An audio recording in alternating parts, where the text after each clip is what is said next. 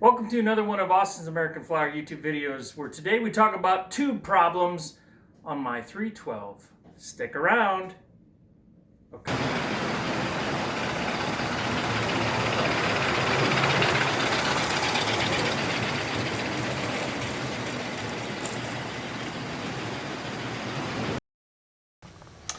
Hello friends, and welcome back to another one of Austin's American Flyer YouTube videos, where today we talk about SITs, or smoke intender units.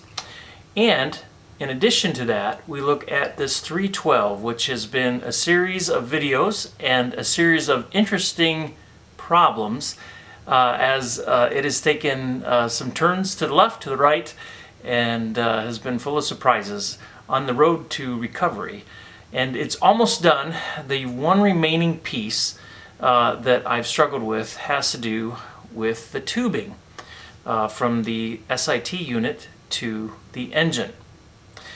So of the many things I found with this engine, it has a wrong kind of tubing. Someone substituted what they have, I get it, but the tubing is not very flexible.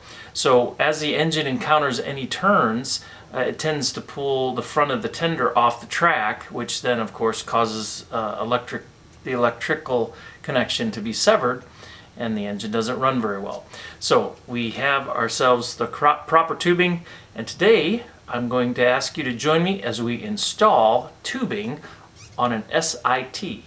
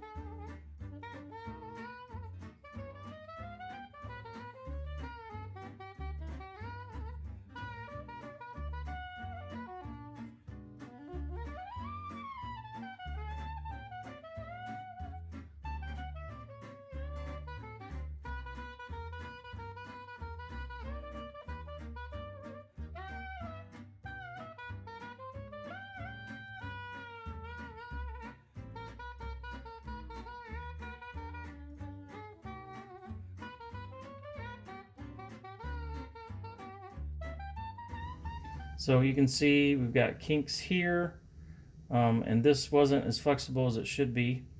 Then on top of that, there was a hole in this part. So the end result is smoke was not really getting to where we wanted it to be, which is the chimney, and instead it was coming out all over the place. Which is a bit of a neat effect, but not really what I'm after. So what I'm trying to do right now is get this old rubber loose, which is dry rotted, and there you go. All right. So next thing I want to do is try and get out the debris.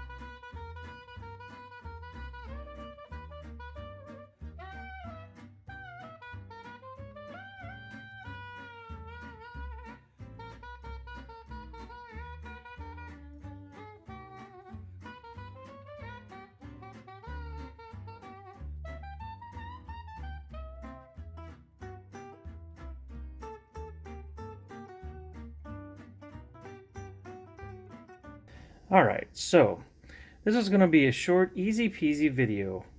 I've got a short clip of changing the flexible tubing in the top of this 312, and I go to start the SIT unit just to show how cool it is to have a nice tube that doesn't leak. And I can't get the SIT to run, so I'll take the shell off of that, and I see that this armature is not quite positioned correctly with the field. And if you've been watching any of my videos of late, you've seen that that can sometimes be an issue. And when your field and armature don't line up correctly, it creates RPM issues, can create overheating, on and on. And in this particular case, I could get the motor to run sporadically, but it would get really hot. So I thought, well, why don't I use some of what we know happens and just put some spacing washers here at the back to move the armature forward just a tiny bit, just a fraction of an inch. So I actually use this copper tubing or brass tubing, cut some very, very thin shim washers. I put those in, and as I was tightening everything up, kind of, just fine-tuning the adjustment, I heard this pop. And the back plate of the motor, so this is the part that goes at the back of the armature, has the brushes go in these holes either side of the motor mount. I heard this pop, and hear this thing split in two, and then one half split in two, and then either side of the holes busted out. I mean, it just was instantaneous. All of these fractures probably have been there for years, didn't know that they were there, and all of a sudden just a little bit of torque in the wrong direction, and boom, we had a mess on our hands.